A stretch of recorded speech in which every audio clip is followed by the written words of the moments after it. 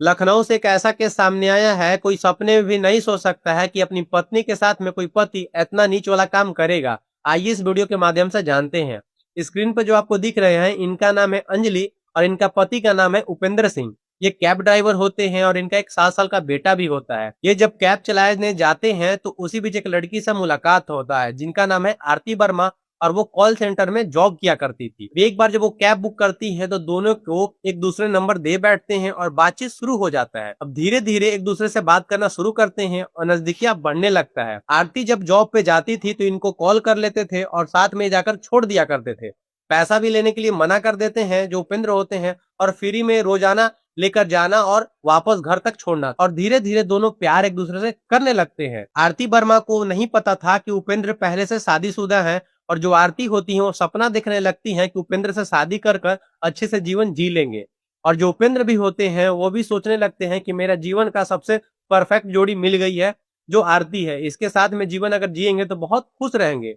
अब जो घर पे होती है अंजलि, उनको ये पता चल जाता है रिश्ते के बारे में और घर पर विरोध करना शुरू कर देती है। जो उपेंद्र होते हैं उनके साथ में मारपीट भी करने लगते हैं, जबकि उनका 7 साल का बेटा होता है वो प्यार में अंधे हो चुके थे। अंजलि ये सारा चीज से परेशान हो जाती हैं क्योंकि घर में हमेशा मारपीट उनके साथ में होता था। तो वो 7 साल का बेटा को लेकर अपने मायके चले जाते हैं, और जो उनके पति उपेंद्र होते हैं कुछ दिन के बाद वहां से जाकर बहला फुसला कर उनको वापस लेकर आ जाते हैं। अंजलि सोच रही थी कि सब कुछ पहले जैसा ठीक हो जाएगा, लेकिन पहले से भी और ज्यादा बुरा स्थिति हो जाता है। 30 जुलाई के देर रात उपेंद्र अपनी पत्नी को कार में बैठाकर घर से करीब 50 किलोमीटर दूर ले जाते हैं, और वहां पे पहले से ही आरती मौजूद थी। जैसे वो गाड़ी में बैठती है तो अंजलि घबरा जाती है और डरने लगती है। आरती जो होती है अंजलि का हाथ पकड़ लेती है और जो पति उपेंद्र होते हैं गला दबाने लगते हैं। दोनों मिलकर उनका हत्या कर देते हैं। हत्या करने के बाद साड़ी से उनका शव बांधा जाता है और उसमें पत्थर डाल दिया जाता है और गोमती नदी के अंदर डालकर वहां से दोनों भाग जाते हैं। उपेंद्र होते हैं उनके सारे जेवर, करीब 10 लाख का जो जेवर होता है, अपने प्रेमिका को दे देते हैं और अगली सुबह थाने में जाकर अपनी पत्नी का गुमशुदगी रिपोर्ट भी दर्ज कराते हैं। पुलिस शुरू में नॉर्मल समझ रही थी और उनका छानबीन करना शुरू करती है।